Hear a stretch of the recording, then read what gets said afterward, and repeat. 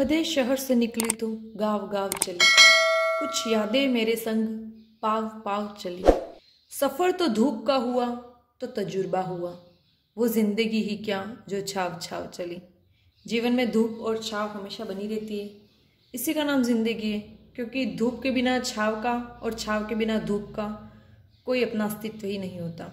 सुख दुख, सफलता असफलता, इसी प्रकार एक ही सिक्के के दो पहलू होते हैं। जीवन में हमें सदैव प्रयासरत रहना चाहिए, क्योंकि जो प्रयास करता है वही व्यक्ति सफल या असफल हो सकता है। जो हारने के डर से प्रयास ही नहीं करता वो तो पहले से ही असफल है। तो हमें जीवन में हमेशा आशावादिता के साथ आगे बढ़ने के लिए प्रयास करना चाहिए। मैं किरण अपने YouTube चैनल साहित्यिक सोष्ठों में एक बार पुनश्च आपका हार्दिक स्वागत करती हूँ। आज फिर से मैं एक नया टॉपिक लेकर आपके सामने उपस्थित हुई हूँ। तो चलिए देर ना करते हुए आज का टॉपिक शुरू करते हैं, जिसका शीर्षक है क्रिया।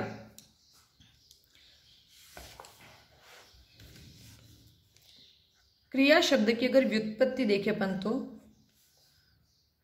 यह जो है वह क्री धातु से बना हुआ है। संस्कृत की क्री धातु से निष्पन्न शब्द है क्रिया, और इस क्री धातु का अर्थ होता है करना या होना। इसका अर्थ हो गया करना या होना। संस्कृत में की धातुओं में जब हम प्रत्यय लगाते हैं तब हमें क्रिया का रूप प्राप्त होता है।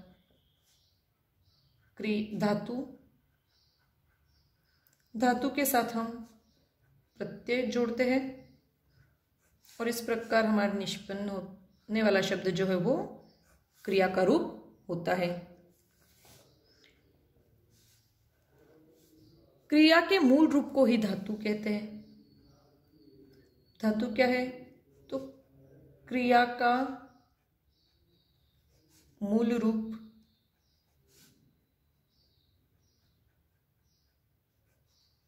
धातु कहलाता है।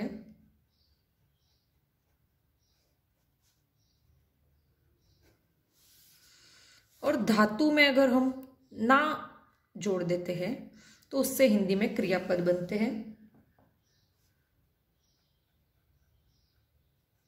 धातु में ना प्रत्यय जोड़ने से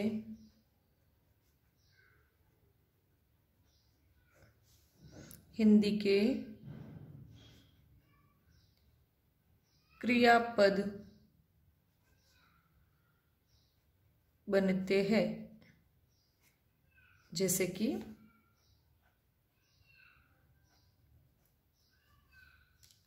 पठ धातु है,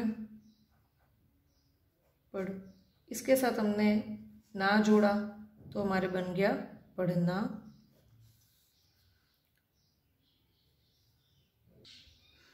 खेल के साथ हमने ना जोड़ा, बन गया खेलना। इसी प्रकार से हम बहुत सारे क्रियाएं बना सकते हैं। पहले हम लिख देते परिभाषा। जिन शब्दों से किसी कार्य के करने या होने का पता चलता है उन्हें क्रिया कहते हैं। क्रिया भी विकारी शब्द है। अभी तक हमने संज्ञा, सर्वनाम, विशेषण और आज हम पढ़ रहे क्रिया। इस प्रकार से विकारी शब्दों में 3 टॉपिक हम पहले समझ चुके थे। आज हमारा विकारी क्रिया शब्द हम पढ़ रहे हैं, जो अंतिम टॉपिक है विकारी शब्दों में। इसके बाद हम अविकारी शब्द पढ़ेंगे। हम हमारे दैनिक जीवन में जो भी काम करते हैं, सुबह उठने से लेकर के रात को सोने तक के, उठते हैं हम, खाते हैं, पीते हैं, आते हैं, जाते हैं, चलते हैं, रोते हैं, सोते हैं, हंसते हैं, ये सारी चीजें क्रियाएं हैं। जो भी काम हमारे द्वारा संपन्न हो रहा है वो सभी क्रियाएं हैं। कुछ उदाहरण देख लेते हैं। बादलों में बिजली चमक रही है, तो आप यहाँ पर देख रहे हो चमक शब्द, यह चमकना क्रिया से बना हुआ है। क्रिया विकारी शब्द है, वो वाक्यों के अनुसार उसमें परिवर्तन होता है। तो चमक शब्द यहाँ पर हमारे क्रिया है, चमकना।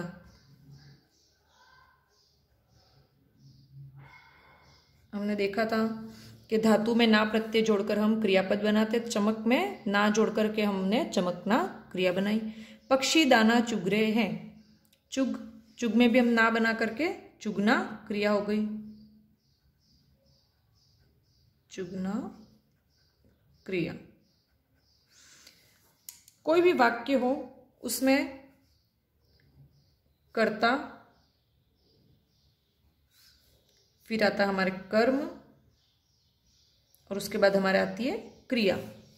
हिंदी में किसी वाक्य के निर्माण के लिए ये 3 तत्व होते हैं, कर्ता, कर्म और क्रिया। लेकिन जरूरी नहीं कर्म सदैव रहे, कर्ता और क्रिया मिलकर के भी कुछ वाक्य बना देते हैं। जैसे कि पानी बह रहा है, ठीक है, तो यहां पर बहना तो हो गई हमारी क्रिया,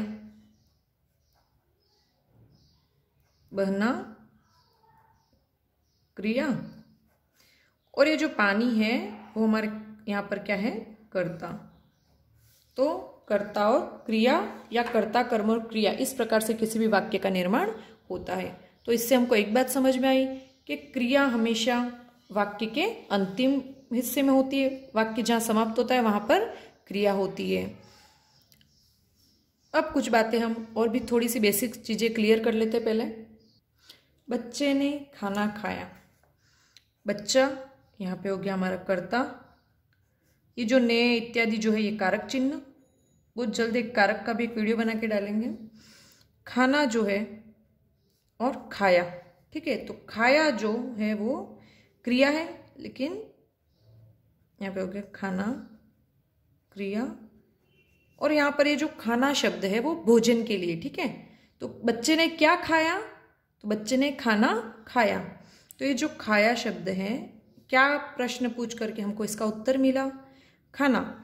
और ये खाना शब्द अपने आप में क्या है आप देख सकते हो, तो ये संज्ञा शब्द है क्या। तो हमको हमेशा कोई वाक्य में कर्म है या नहीं उसका ज्ञान करने के लिए हमें क्रिया के पहले जो वाक्य शब्द आ रहा है उसमें देखना है कि क्या वो संज्ञा या सर्वनाम शब्द है। अगर वो संज्ञा या सर्वनाम शब्द है तो वो वहां पर कर्म होगा। तो इस प्रकार वाक्य बनता है कर्ता, कर्म और क्रिया, और उसके साथ ही कारक चिन्ह इत्यादि अनेक दूसरी चीजें भी हमारे लगती जाती है। अब क्रिया जो है उसके भेद कितने होते हैं। क्रिया के जो भेद है वो 3 आधार पर डिसाइड किए जाते हैं, कर्म के आधार पर, संरचना के आधार पर और काल के आधार पर।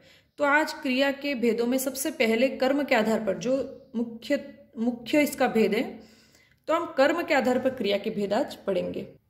इन वाक्यों में ये रही है, रहे है, खाया, तो ये जो है वो क्रिया के काल का बता रहे कि रही है, रहे है इत्यादि वर्तमान काल की, और खाया, था, थे, थी, ये किसी क्रिया के पास्ट में मतलब भूतकाल में होने का, या खा रही, होंगी, होंगे इत्यादि अगर आया तो वो उसके भविष्य काल का ज्ञात करवाते हैं। मतलब क्रिया के काल के बोधक शब्द है। क्रिया हमारे चमकना, चुगना, बहना, खाना इत्यादि क्रियाएं हो गई। कर्म के आधार पर क्रिया के 2 भेद होते हैं, अकर्मक क्रिया और सकर्मक क्रिया। लेकिन हमें पता कैसे चलेगा अकर्मक या सकर्मक है। तो क्रिया का फल या कह सकते हैं क्रिया जिसे प्रभावित करती हो, यदि वह कर्म होगा तो वहां पर सकर्मक क्रिया होगी, और अगर वहां कर्म नहीं होगा अर्थात क्रिया जो का फल कर्ता पर पड़ता होगा वहां पर अकर्मक क्रिया होगी।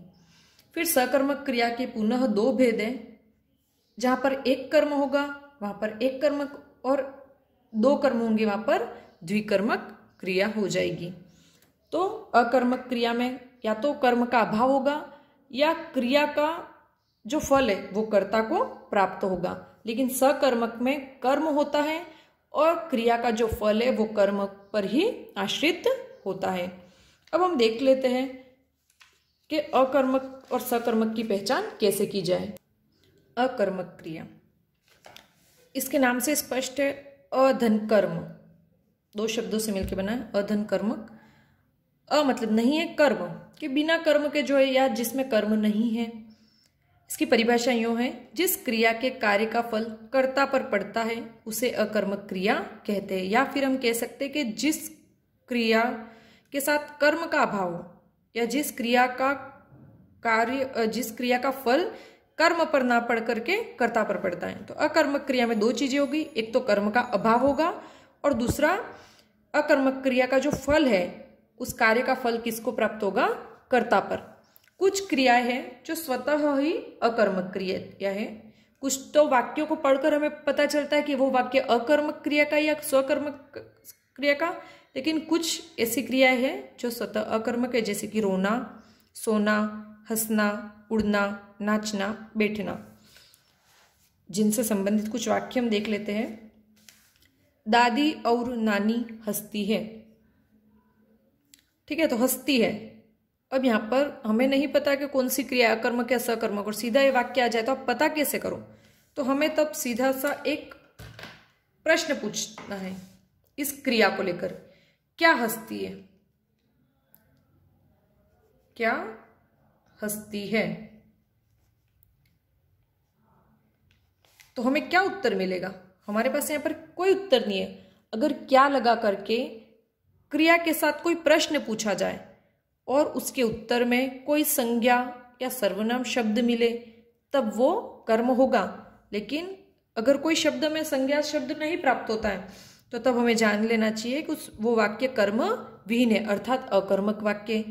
तो दादी और नानी क्या हंसती है, तो भाई क्या का उत्तर क्या है, कुछ नहीं है इसमें। दादी और नानी हंसती, कौन हंसती है, तो दादी और नानी, लेकिन क्या हंसती है तो उसका कोई उत्तर ही नहीं है।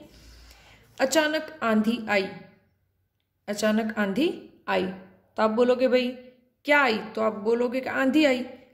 ठीक है, लेकिन क्या आंधी शब्द है वो संज्ञा शब्द है क्या, क्या किसी व्यक्ति का नाम है, कोई वस्तु है या कोई स्थान है, नहीं। तो इसलिए यहाँ पर आंधी आना ये पूरी एक अपने आप में क्रिया है और यहाँ पर भी कर्म का अभाव है, इसलिए अचानक आंधी आई ये वाक्य भी अकर्मक क्रिया के अंतर्गत ही आएगा।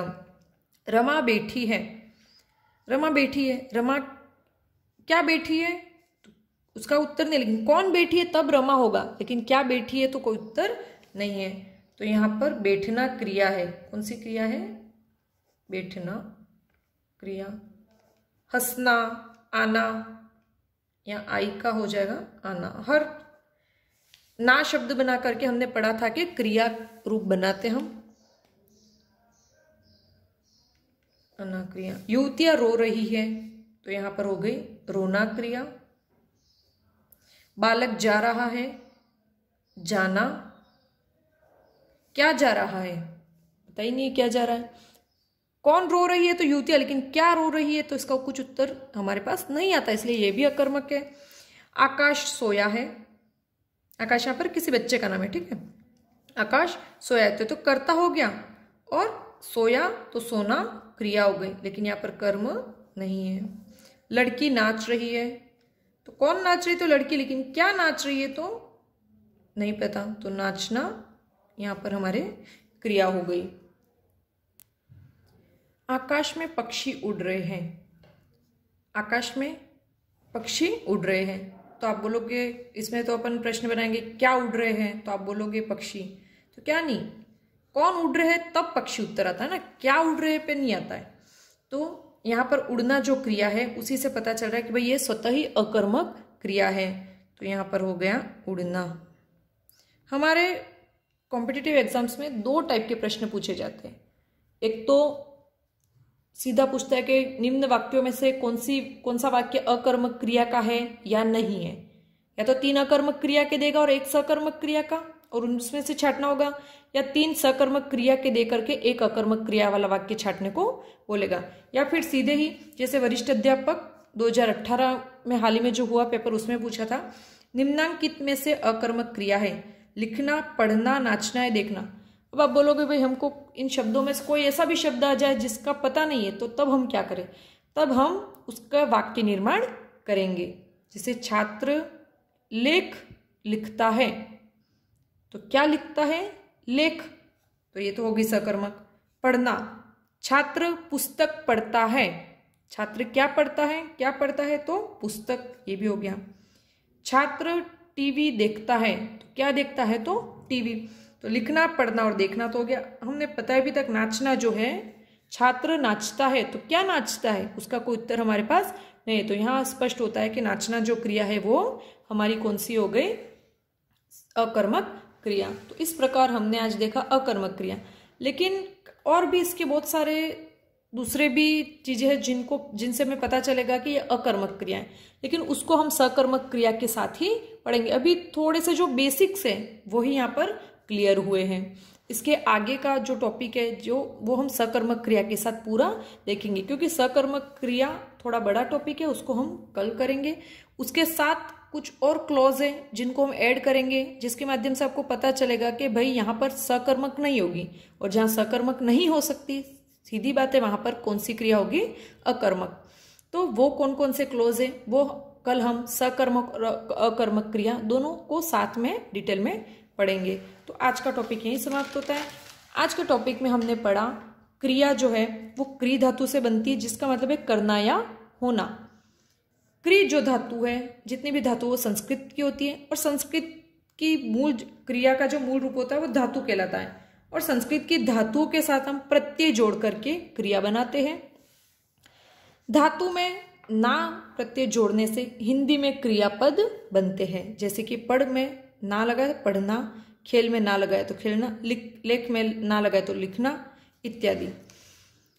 परिभाषा हो गई इसकी, जिन शब्दों से किसी कार्य के करने या होने का पता चलता है उन्हें क्रिया कहते हैं। क्रिया भी विकारी शब्द है, क्योंकि इस पर भी लिंग, वचन, कारक, काल इत्यादि का प्रभाव पड़ता है। और हमने देखा कि भाई क्रिया हमेशा वाक्य के अंत में होती है, तो हमें वाक्य के अंत में देखना चाहिए भाई कौन सी क्रिया है। और उसके बाद रहा है, रही है, था, थे, थी या आएंगे वगैरह जो भी है, गागेगी, ये उस क्रिया के साथ उस क्रिया का जो काल है, मतलब किस समय में वो क्रिया हुई, वो दर्शाने वाले शब्द हैं। तो इन शब्दों को हटा करके उनसे पहले जो शब्द मिलते हैं वो हमारी हो गई क्रिया हो गई। किसी भी वाक्य का निर्माण कर्ता, कर्म और क्रिया से होता है, लेकिन आवश्यक नहीं है कि हर वाक्य में कर्म हो। कर्ता और क्रिया से भी किसी वाक्य का निर्माण किया जा सकता है। तो जिन वाक्यों में कर्ता के साथ क्रिया हो लेकिन कर्म का अभाव हो, ऐसे वाक्य अकर्मक क्रिया के अंतर्गत आएंगे। और जिन वाक्यों में कर्ता भी होगा, कर्म भी होगा और क्रिया भी होगा, और क्रिया का प्रभाव सीधे कर्म पर पड़ता होगा, या क्रिया का जो फल है वो कर्म को प्राप्त होता होगा, वहां पर सकर्मक क्रिया होती है। तो हमने आज कर्म के आधार पर क्रिया के दो भेद किए, अकर्मक और सकर्मक। सकर्मक क्रिया के पुनः दो भेद है, एक कर्मक और द्विकर्मक। तो कल ये जो टॉपिक है सकर्मक और एक कर्मक और द्विकर्मक, वो हम पढ़ेंगे। और उसके साथ ही जहां पर सकर्मक क्रिया नहीं हो सकती, अर्थात जहां पर अकर्मक क्रिया होगी, वो सारी जो टॉपिक्स है, वो सारी जो बातें हैं वो भी हम अच्छे से देखेंगे। तो आज का टॉपिक यहीं समाप्त होता है।